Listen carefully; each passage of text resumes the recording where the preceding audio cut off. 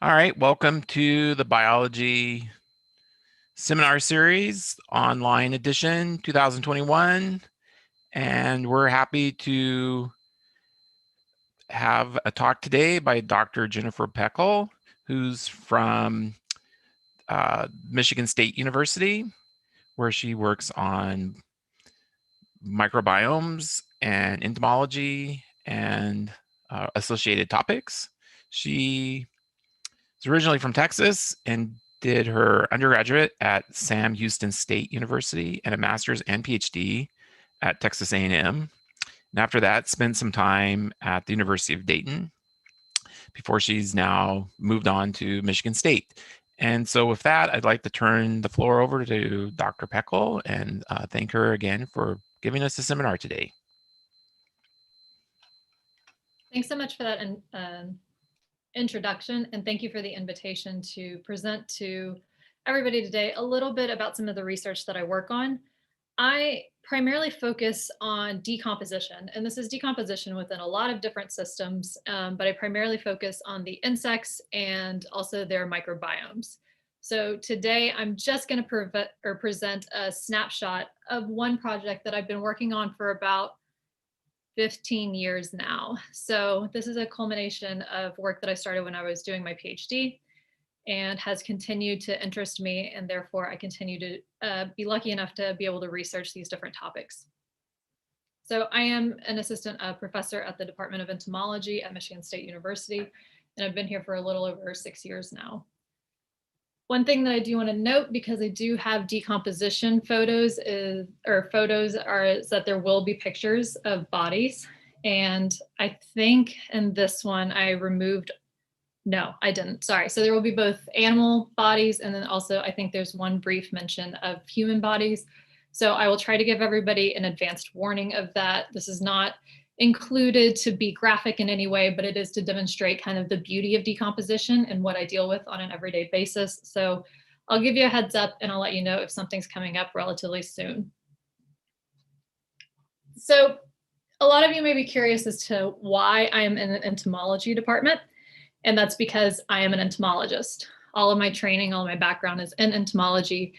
And I think that one of the things that gets underappreciated with entomology is that insects are incredibly diverse, and they play an important number of roles in various ecosystem functions. A lot of these are well known, such as pollination, a lot of things people don't consider, such as decomposition. So I'm really interested in those insects that are involved in decomposition. And on the screen right here are a couple of different examples of the primary insects that arrive and colonize decomposing bodies and other types of decomposing organic resources. These are calophorids. They're also known as blowflies. I think that they're really, really beautiful to look at. And so oftentimes I will stop on the side of the road if I have time to look at roadkill that may be available, because you will always typically find these types of flies that are there. And clearly they have a lot of different colorations and lots of different species. So living up north, we have different species than what we have in the south. And what I find to be, oh, sorry, dead body picture. I did that poorly, but this is a prime example of the different types of resources that we use to study decomposition. So these are pigs that are euthanized using humane means, and we use them to identify how insects are affected by different decomposition conditions, and also how the microbiomes are affected when you have insects that are present versus when you don't have insects present, and just the overall dynamics of decomposition. So we know that insects, they don't work alone, and you can kind of see a couple of insects right here. So these teeny tiny dots are adult blowflies. This carcass was freshly placed and immediately the blowflies started coming in. And what's incredible is that when you have warm temperatures, so somewhere between 20 and 25 C, it takes about 3 days for a carcass that's around 15 kilos to be decomposed completely. So you go from this right here to this in about 3 to 5 days. And all of these little specks right here, these are all blowfly larvae. So you can see that there are a ton of larvae that are present. So there's this recycling process that's occurred that goes from pig into insects, which is really fascinating. And eventually you actually break down all of the soft tissues that are on that animal. And again, this can happen very, very quickly. And you can see all of these larvae that are feeding and consuming on that decomposing tissue. But what you can't see are the microbiomes that are present. So we know that microbes are everywhere. They are on you, they're on all of the surfaces, they're in your home, they're in your car, they're everywhere. And they work in both beneficial and also non-beneficial ways to the host organisms and the environment.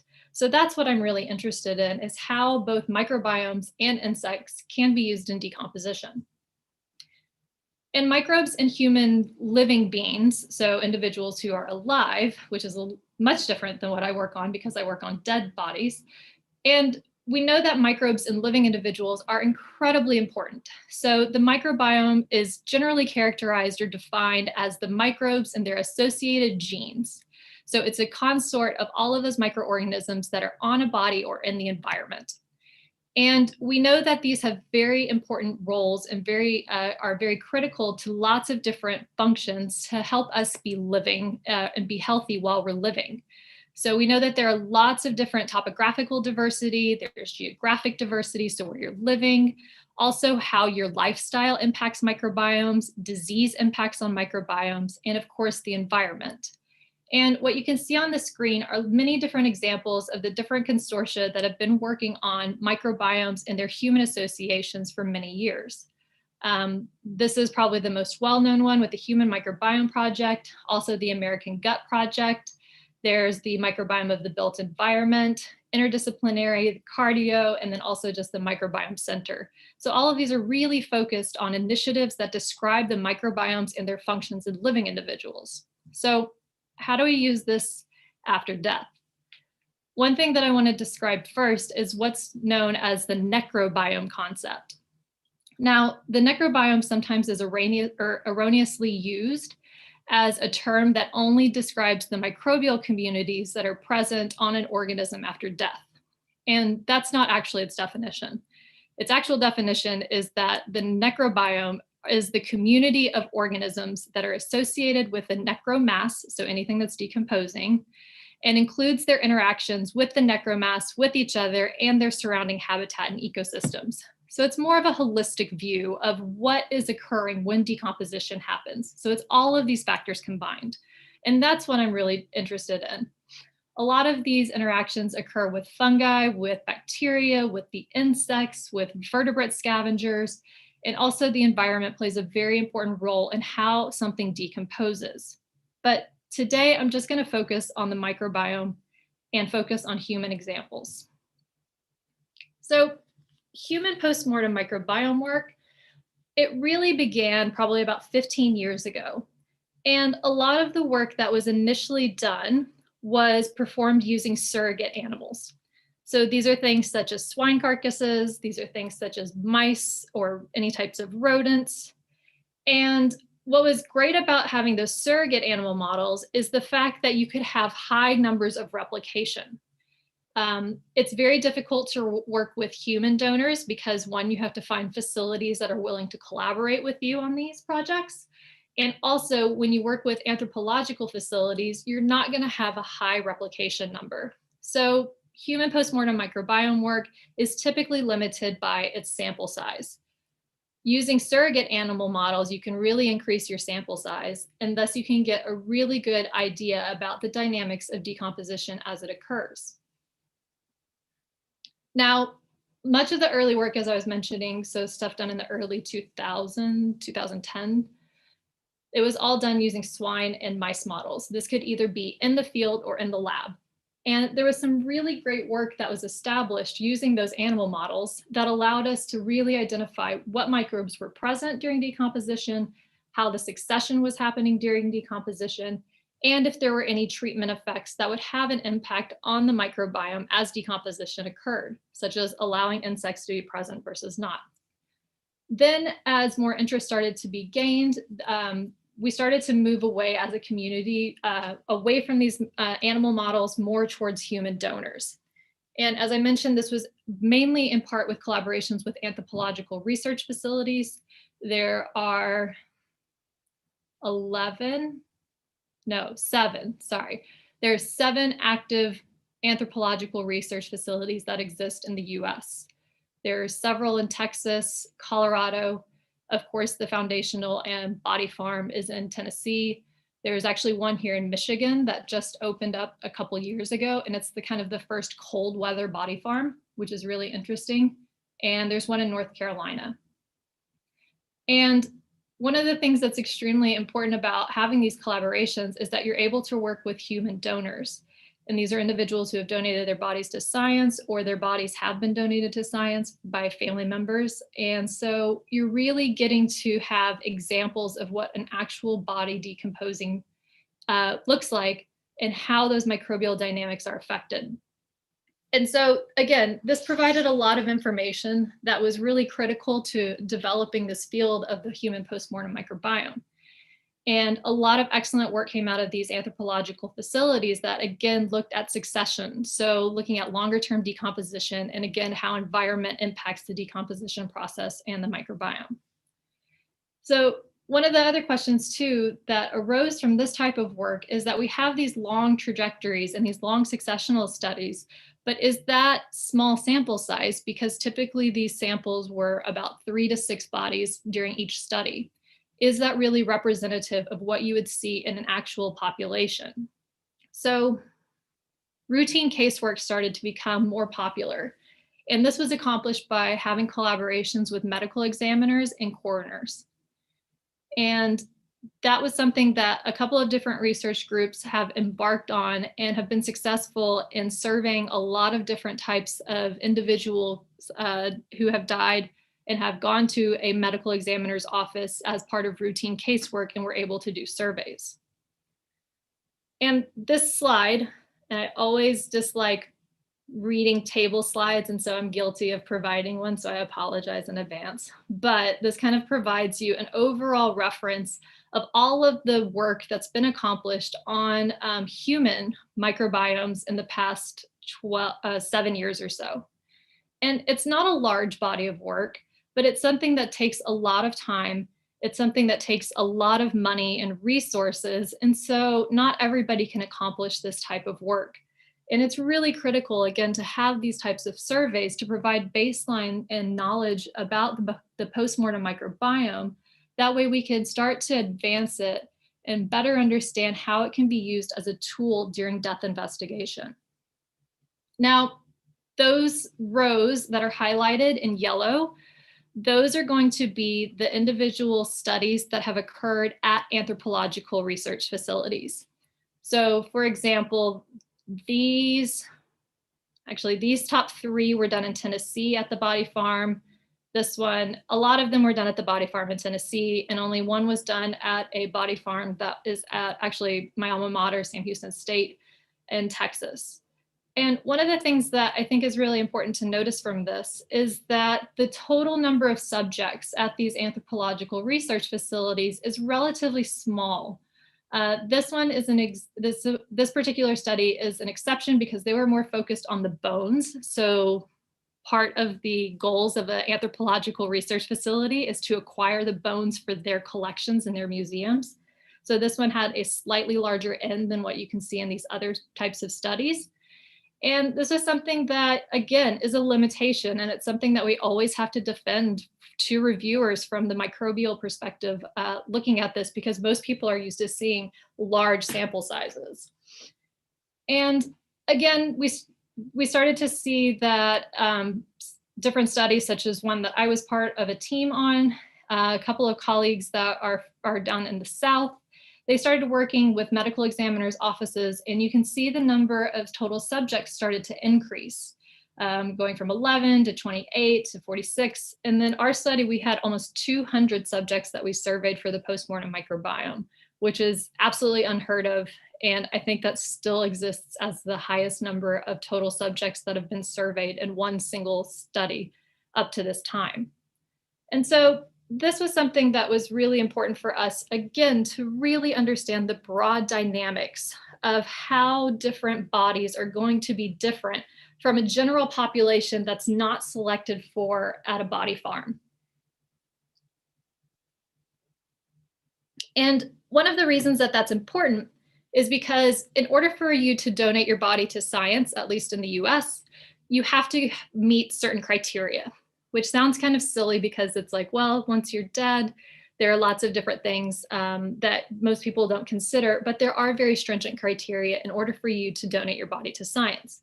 So a lot of the times, if people don't meet those criteria, then they won't be able to be used in these types of studies. Also, there are certain individuals who have very specific requests about what they want their body to be used for. So that's a really big limiting factor in those anthropological research facilities, which again leads to those low sample sizes. The other thing that I want to point out with this particular table is that technology has really changed in the past 15 years. When I started out, I was doing my PhD, and for 50 samples to be sequenced using pyrosequencing, it was $50,000.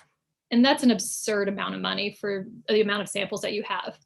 Today, I can sequence 384 samples for about $2,000. So there's a real big difference in terms of how technology has improved, sequencing has improved, it's become much less expensive, and the bioinformatics to help us identify who was present in the sample and their relative abundances has significantly improved. But there are still general sequencing platforms that are used, such as MiSeq and HiSeq, really focusing on the bacterial DNA, so the 16S. There are some that look at targeted qPCR, so they had particular bacteria of interest that they were really focused on how its dynamics changed over time. And then also other individuals have looked at other biomarkers that are important for fungi, for protists, for all sorts of other kind of microorganisms.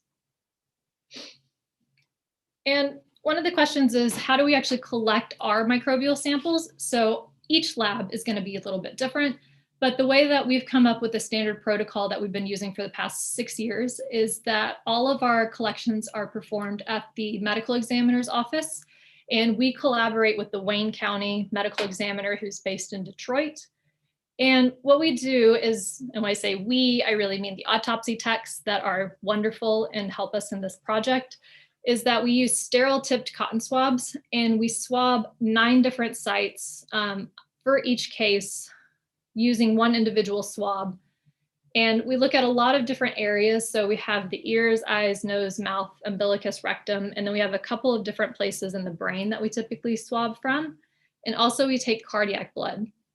And one of the things that's nice about this type of work is that once you collect those samples, you can keep them in storage basically indefinitely. So even though we may not have had funding for a little bit, we were able to still collect samples, and we've created a repository of postmortem microbiome samples that once we receive funding, we'll be able to process. And what's important too is that for each of these cases, we have their associated metadata. And this is just kind of an example of what the different metadata looks like that we receive with each case. And all of this information is provided by a board certified forensic pathologist. So we're able to have how long they think the body's been decomposing, how the individual died, what their demographics are, what their body metrics are.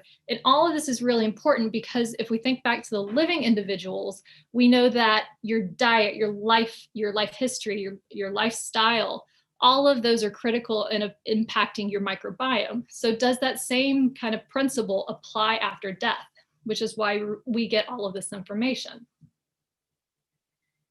And once we have the labs, we have a trade-off. Well, pre-COVID, we had a trade-off of about quarterly, where either I would go to the medical examiner's office or he would come to MSU, and we would trade swabs, and he would get new kits for new sampling.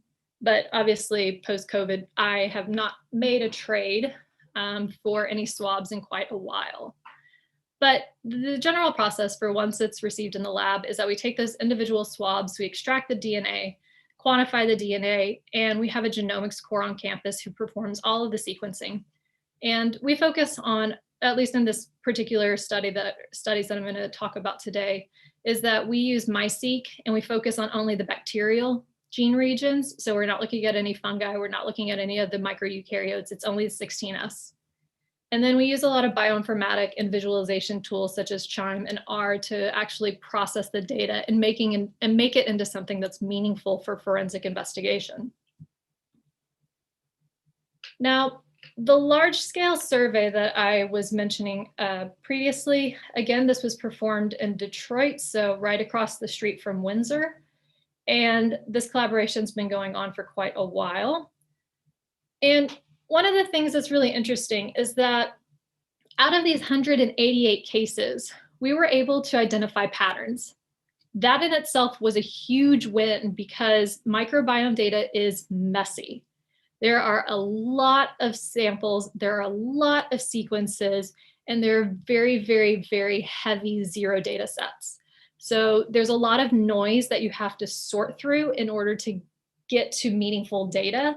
And I know that these aren't very clean PCOAs compared to some kind of ecological studies, but for us, this was really exciting.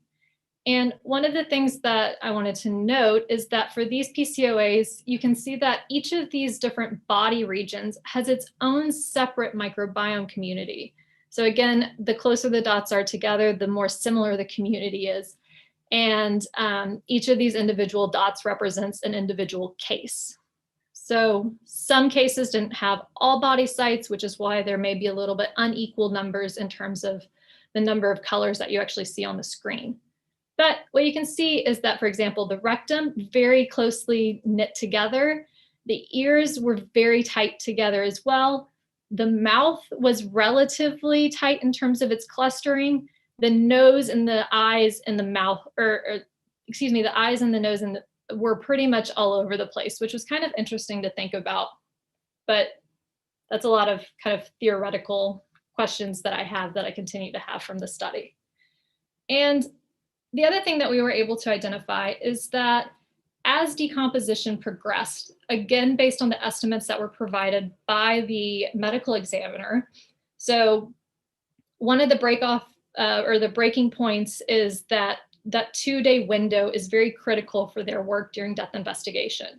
Is the body less than 2 days old, or is it greater than 2 days old in terms of decomposition time? And using those criteria, we were able to group together the different bodies, and again, their different anatomical locations or their body sites based on their decomposition time. So on this left, you have less than 2 days decomposition, and on the right, you have more than 2 days decomposition. And each of these bar graphs really demonstrate how the diversity declines as decomposition progresses in each of the sites except the rectum.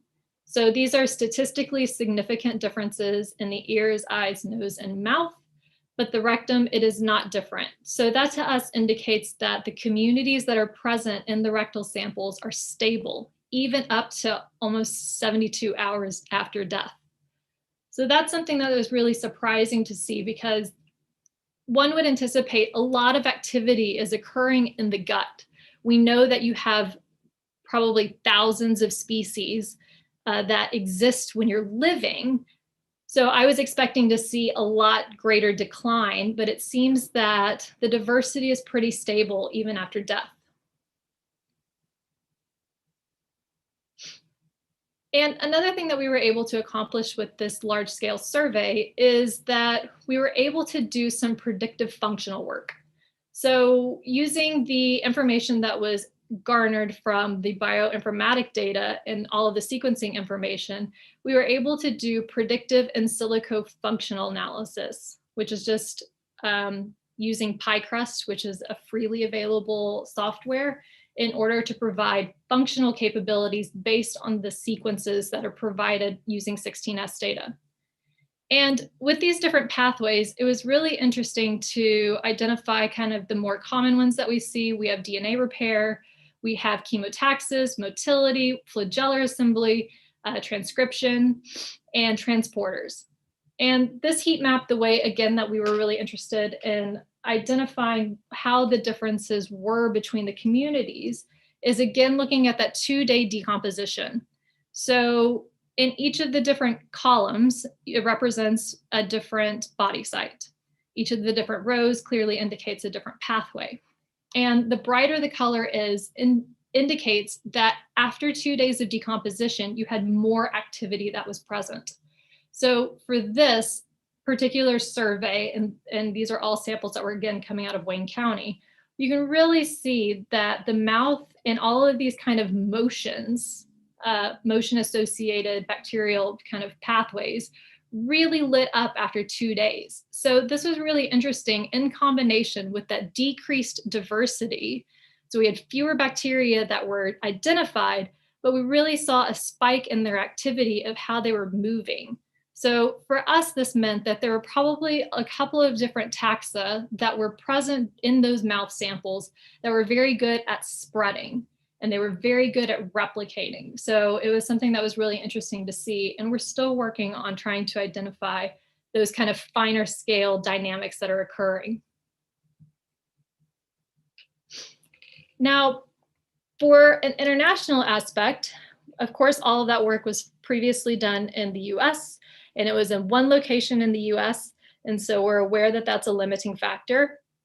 But we were able to get some collaborations with some individuals in Europe, specifically in Lille and Salzburg and Naples. So we have 3 different pathologists and or medical examiners offices that were willing to collaborate with us using the exact same protocol, using the exact same techniques that we described. And we would send them kits, and then they would send us back samples, and we process it using that same pathway that, again, I previously described. So this is very exciting because these are very divergent countries. They have different pathology systems. They have different death investigation mechanisms. So we were really interested in, are the microbiomes going to be consistent after death, regardless of where an individual dies? And what was interesting from this is that, of course, in the US, we had around 200 cases. And then from each of Italy, France, and Austria, we had about 30 cases that we were able to analyze of this particular study.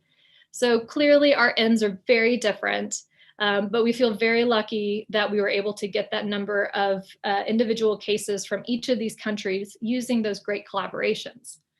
And in this particular example, we have the distribution of the observed OTUs. Excuse me, so you can think about this as richness. And one of the things that you can notice is that we were just focusing on the mouth, the nose, and the rectal samples, because these were the easiest samples to get for each case. It was less invasive if an autopsy didn't have to be performed, so we didn't have to worry about brain swabs. And it was just something that we wanted to provide an easy way for our individual colleagues to participate in this project without overwhelming them with requests. So we really parsed down the number of samples for at least our European colleagues. And one of the things that is interesting about this is that the general trend is that you have relatively normal distributions. I say relatively because, again, microbiome data is never normal. For those who work on it, you understand what I'm talking about. But I was really excited to see these particular histograms, essentially, and identify that even though you start to see some trends that indicate slight shifts in microbiome patterns, the US encompasses all of them, and that's probably just a product of the sample size. But the nose is relatively consistent for all 3 European countries. You start to see slight shifts in the rectum. Again, it's nothing that's too outstanding. Same thing with the mouth. So there may be very distinct differences, but perhaps the actual richness values are not going to be the best way to analyze these data.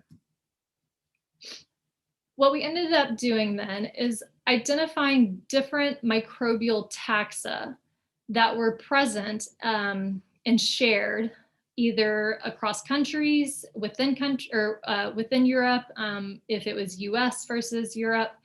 And in this particular Venn diagram, what you can see is that this is just for the nose samples. And these are only for bodies that had an estimated postmortem interval, or PMI, of less than 2 days. And again, the US is very large because we had a very large sample size.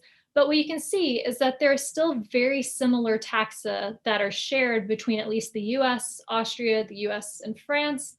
And there seems to be some overlap between at least Austria, France, and US. What I thought was interesting, and I've had this discussion with colleagues now for 2 to 3 years, is why is Italy so different, right? Italy it's on its own little island over here. And there are lots of different hypotheses as to why perhaps their OTUs and their microbiomes are very divergent and they don't really share much with anything. So we're still working on confirming what our hypotheses may be in terms of the legal systems, in terms of perhaps if it's diet related. And there's just a lot of kind of interesting hypotheses that have been generated to perhaps explain why, again, Italy is so different for the particular samples that we collected and analyzed for this data.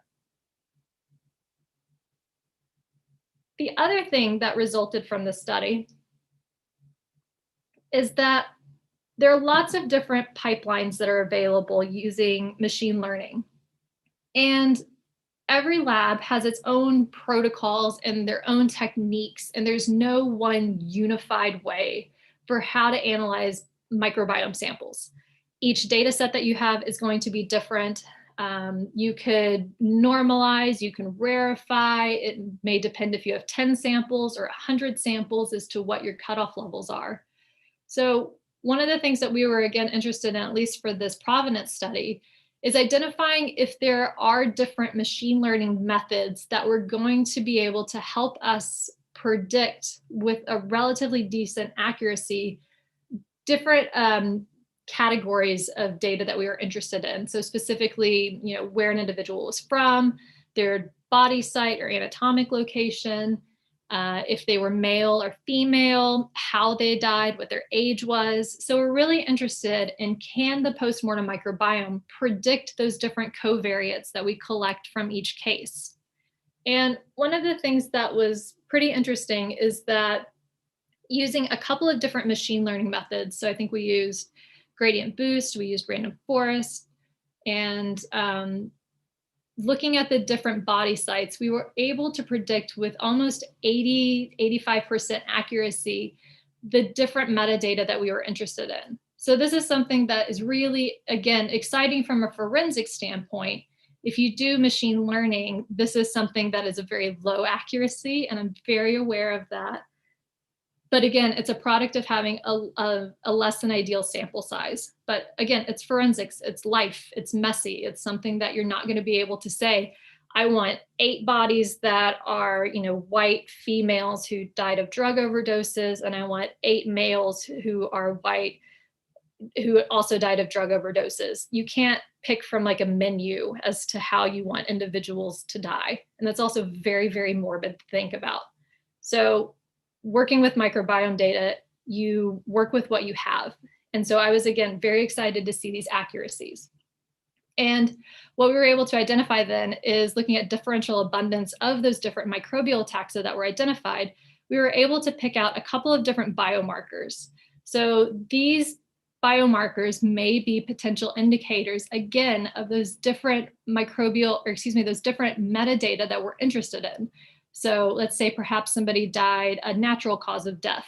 We may have a couple of different indicators that show that this is how an individual died, and you would anticipate to find these different microbial taxa in natural deaths, but not in, let's say, a homicide. Again, this type of work, because it's something that could be involved potentially in the judicial system, needs to be tested and validated over and over and over and over again before we can even consider having it used in a court of law. So that's kind of where the field is at this particular point in time. Validating, confirming error rates, and really testing the validity of the model. Another thing that we were able to accomplish looking at these postmortem microbiomes is antibiotic resistance. Now, this is something that a lot of people don't consider, because you think about antibiotic resistance genes being present in living individuals, which is absolutely correct. But our work demonstrates that those antibiotic resistance genes persist even after death. And I want to note that this work is not done in my lab. It's done in collaboration with one of my colleagues who's down at Mississippi State University. And she's done some phenomenal work looking at these antibiotic resistance genes. And on the screen, again, you're going to have these heat maps. So they were able to look at antibiotic resistance using whole genome shotgun sequencing. And what was really interesting is that out of 34 cases, they looked at all different PMIs. So we didn't isolate or restrict how long an individual had been dead. And there were cases in here that were 10 years old to almost 80 years old. And we were able to detect some form of antibiotic resistance genes in about 60% of the cases. This is very, it could be disturbing. It could be enlightening, depending on what your view on antibiotics are. But for us, we were just astounded that we were able to detect these genes even long-term after decomposition had really gone through its processes. And it was really informative for demonstrating that antibiotic resistance genes is very prevalent, at least in these populations that were sampled in this study.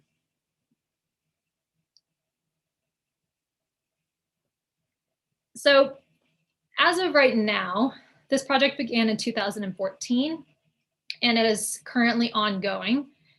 We recently received some funding to expand the postmortem microbiome database. A lot of our work has focused on adults. And I'm sorry, I did not preface that earlier, but all of the work that I've previously discussed has all been on adult cases.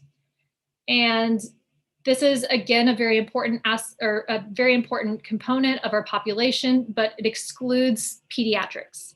And pediatrics is very difficult, but there are a lot of times where, let's say, infants die suddenly and we don't know the causes, and there are lots of hypotheses for why that infant may have died. And we've received funding to start developing an infant-based postmortem microbiome database. And we do have, on average, about 50 cases a year, at least in Wayne County. And this is something that, again, we think can really help expand the knowledge and be beneficial to living individuals if we're able to discern different bacteria that may be present during death, or may result in a specific cause of death or a manner of death. So right now we have about 3,000 cases in storage. It's about 15,000 swabs, and we have 4 countries that are participating. And this database continues to grow. COVID has, again, put a dampening effect on our sample collection. And it's not because our colleagues aren't working. Clearly, medical examiners are essential personnel. They continue to do their jobs in these most stressful times. And they've been very busy this year, which is unfortunate. But one of the limitations that we've discovered, and this may be a similar problem that y'all have had, is that we're not able to get our supplies. We, again, use those cotton swabs, and it's something that I ordered cotton swabs in May of last year, and I just got an email today saying they may be delivered next week. So those cotton swabs have all been reshifted in terms of their distribution to do more of the COVID sampling, which has been critically important, but it has put a delay in terms of the number of samples that we've been able to continue to collect for our particular database. And then just kind of, I have a few minutes left that I want to wrap up with a couple of different items. Is that a lot of things occur using postmortem microbiomes is that you get big data. And again, all of these big data can be used to have machine learning techniques that will, again, help us answer questions that are going to be important for forensics. So how long has the individual been dead? What was their manner of death? And where did they die? And I worked with a computer scientist at Texas A&M. And also I had a grad student who worked a lot on the bioinformatic pipelines about how analyzing these data in different ways can provide different outcomes and predictive capabilities. So it was really interesting to see that, at least for the most part, our accuracy was above random, not in all instances, but we're really excited and think that as we continue to build these databases, our accuracy will improve, and we'll continue to use these types of tools to answer these questions that are really critical to forensic investigations and death investigation. And then this is just an example of all of the work that was put in by one of my grad students, or one of the grad students that I mentored. And she looked at different bioinformatic pipelines and analyzed, again, how all of those different pipelines, if they were analyzed using the same exact data set, what the outcomes were. And for the most part, they were pretty consistent, except MGRAST, which is a GUI-based system. It wasn't as accurate, and it sometimes provided wildly different outcomes. So when you think about analyzing any type of or any type of microbiome data using bioinformatics, you really have to consider all of the input parameters that you're interested in and analyze the different types of tools that are available and identify what will be best for your situation. So this was a lot of work and probably thousands of models that is summarized in six panels. So she did a great job on this, and it was a ton of work for a master's student. And I've talked about how we can use this information for forensic applications. And of course, for entomology and microbiology, you really want to be able to use that information to identify how long an individual has died or been dead. And having that information is going to be important. That will help the investigators answer a lot of questions and narrow down a range in which they should be looking for specific information. And we know that there are lots of different successional patterns that occur. This particular figure is an example of the family level relative abundance using swine carcasses. So you can see as decomposition occurs, so day 0 is when the carcass was placed in the field, all the way to day 5, even without understanding what those different taxa are, they're wildly different in terms of their abundances and also in terms of the taxa that are present. So this was very exciting again, and it's something that we're able to use even with our human models about successional predictability and accuracy for postmortem intervals. And we've also developed SOPs. This may seem silly that every lab may have their own individual way that they want to analyze data and also collect data. But when you think about it from a forensic context, you really need to have defined standards that everybody can use, because otherwise you're going to be comparing apples to oranges, perhaps, because of the different methods that the different labs use to collect the individual samples. So having something even as basic as this SOP, or standard operating procedure, that's listed on the screen was something that is going to be incredibly important to advance this field for forensic applications. And of course, public health has been in the forefront of all of our minds recently. And clearly the postmortem microbiome can be used as a surveillance tool. We were excited to see the antibiotic resistance genes. We can also think about disease outbreaks. So we have samples in the lab currently in the freezer. We know that they were tested for COVID. I'm preferring to stay blind to the results of those actual cases and whether or not they were positive or negative for COVID, because I don't want it to influence the outcome in terms of analysis. And also, I think it'll be really interesting to see if the microbiome changes because of something such as this COVID outbreak. Also, there are other public health applications that can focus on health disparities. So I didn't talk about another project that I've had collaborations on, where green remediation and blight within the environment can really impact the microbiome, which has long-term effects on your health and an individual community's health. And then, of course, we have biomarker identifications for other diseases, and there's a huge private sector interest to be able to make it more like CSI friendly, or TV forensic friendly. So if you have a swab, you put it in a machine and it spits out an answer of this individual has been dead for 12 hours, or this individual died because of X, Y, and Z. So really it's something that it's gaining a lot of interest, and it's something that can be used not just for forensics, but also for public health. And with that, I think I'm on time. I just want to say thank you to all of the funding sources that have made this type of work possible. I want to thank all of the collaborators that I have. Without, I could not have done any of this work. And really want to thank the medical examiner's office in Wayne County, because all of their efforts they work in very distressful situations for a lot of individuals.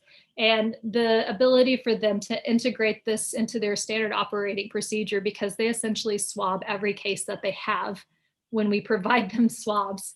And it's something that has really been invaluable. And a lot of medical examiners' offices would not do that, unfortunately. And it's been more difficult to get other medical examiner offices in the US to participate in this type of work because they just quite don't see the importance of the postmortem microbiome at this particular point in time. But we continue to work on it, and we continue to reach out for new collaborations. And with that, I will take any questions that anybody may have. And I guess you can put them in the chat and I can read them, or you can just ask normally. So thank you very much for your attention. I really appreciate it. And I hope that this was an informative presentation.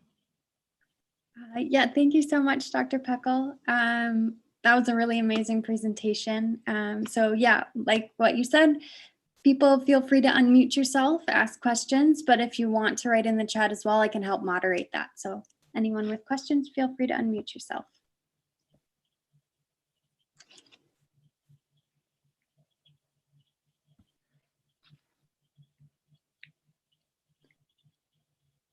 All right, we have one question in the chat. So one of our students, Hannah, she says, thank you, Jennifer, very interesting talk.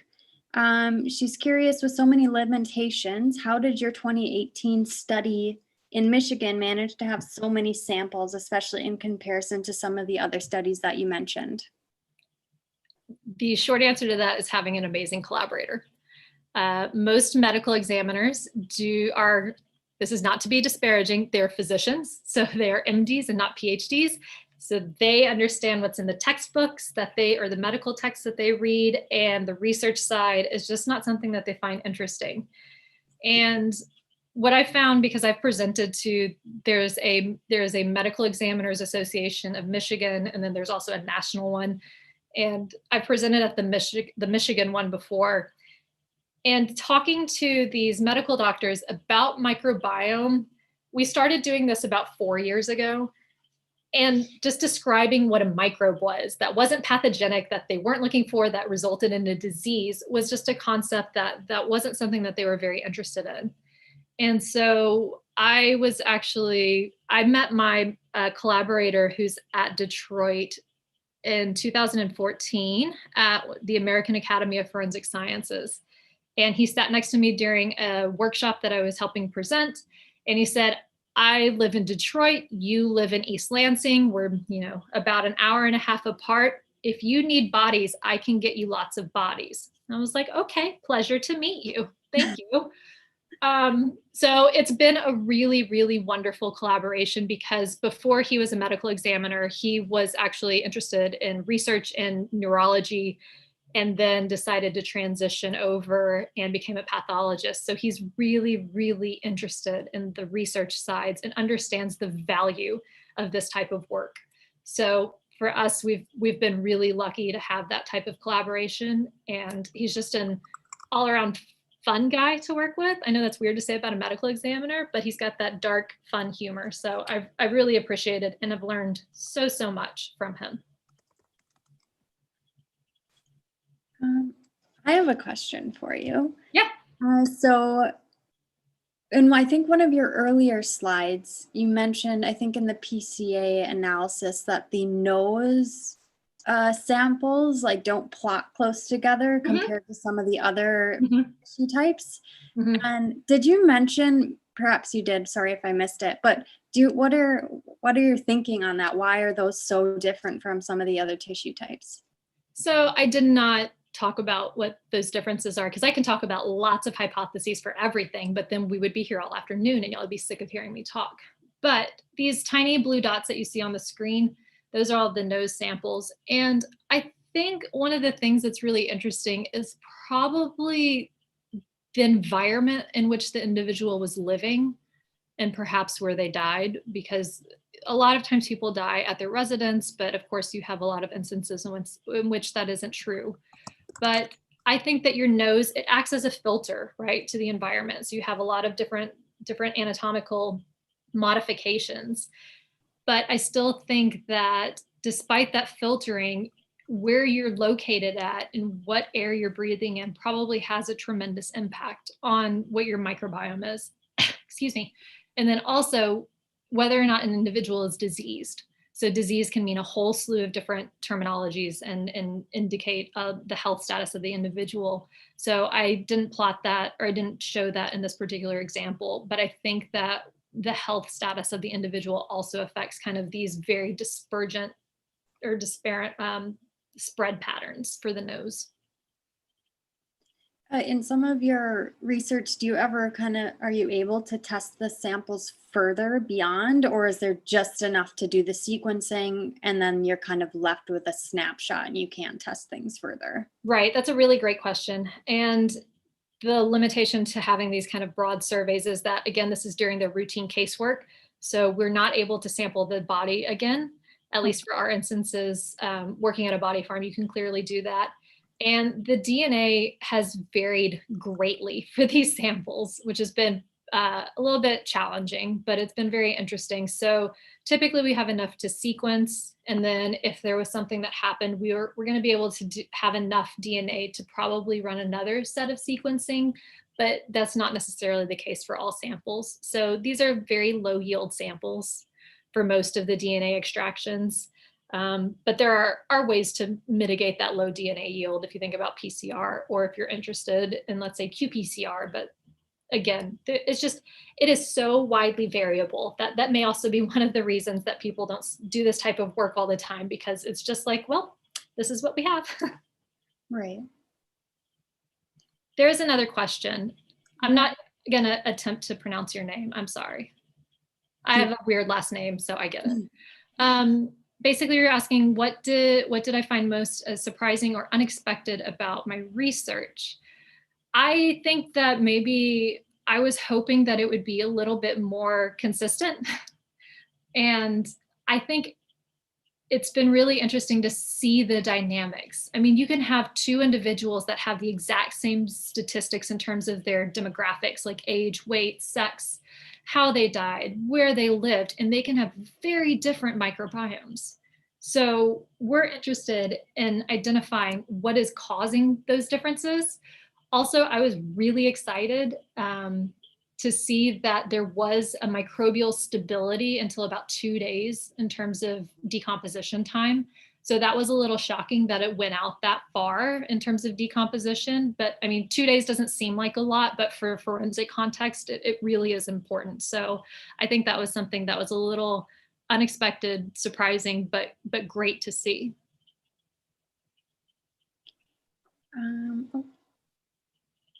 Okay, so we have another question here. So from one of our students, so she was just wondering how this could be applied within routine forensic investigations. More specifically, would you expect samples to be collected from the scene by scene investigators and expert, or would you expect it to be collected after the fact during autopsies?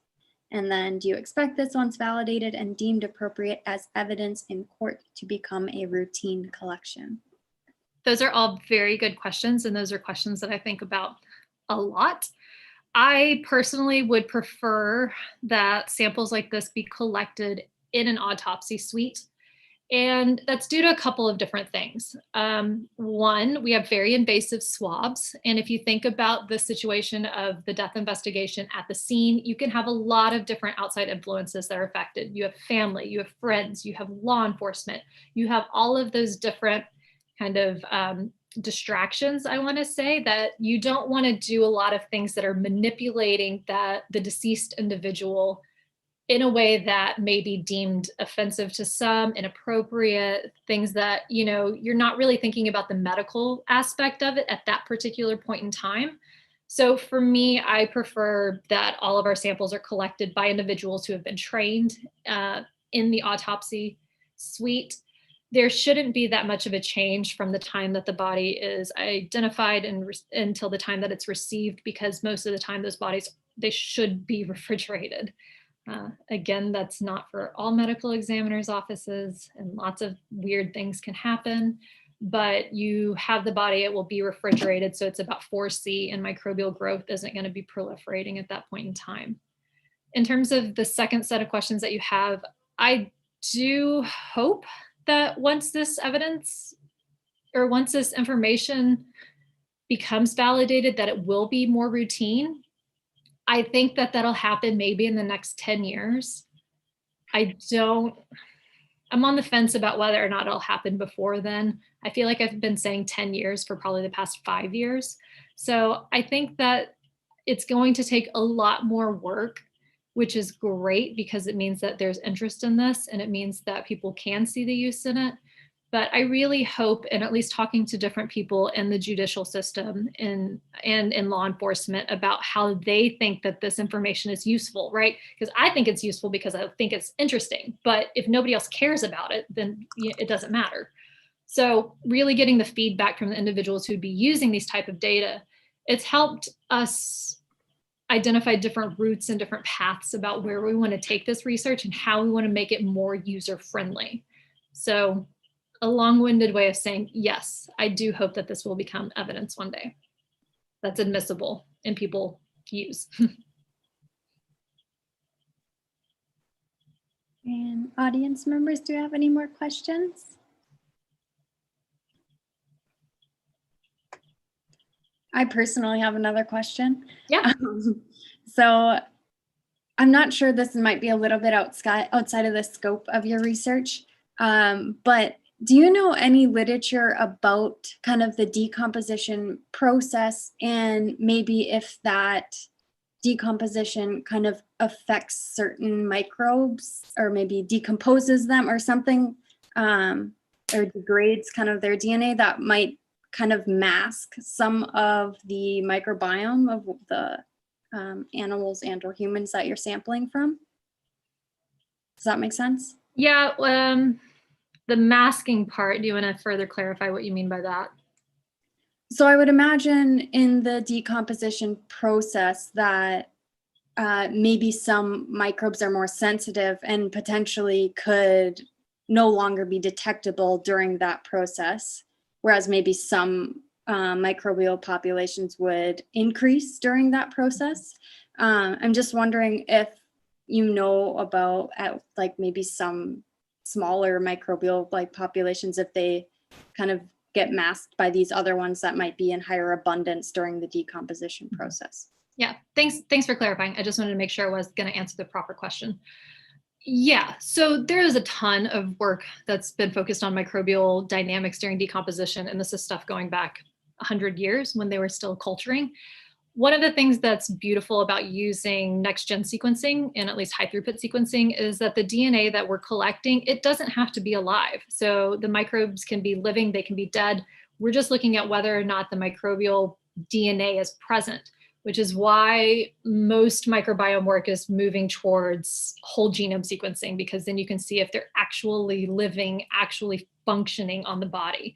So all the 16S work, that is, again, one of the limitations is that you can pick up dead or live bacteria. So during decomposition, yes, there are lots of autolytic processes and lots of acids, lots of bloating, lots of different kind of niches that become available that weren't previously available when the individual was living, because we all have a pretty decent immune system unless you have various different diseases. Excuse me. And it's something that of course, you're going to have these successional changes, which we've documented using animal models, using humans. But really, the next step is to identify the different functions of who's living. So you can get over that masking effect that you're talking and describing about. But for this particular work, basically, if we could pick up DNA, we're going to pick it up and that's going to show up in our results. Okay, so it's highly sensitive as long as there's some DNA present. Yep. That's really cool. Awesome. Okay, well, it looks like that is a wrap. So once again, thank you so much, Dr. Pechal. We really appreciate you taking your time to come in and give us a fantastic seminar. So I hope you have a lovely week. Thank you. Y'all have a great day. And Jen, if you're still here. Hey. How are you? I How are wanted to you? get the questions out first. I didn't want to jump in.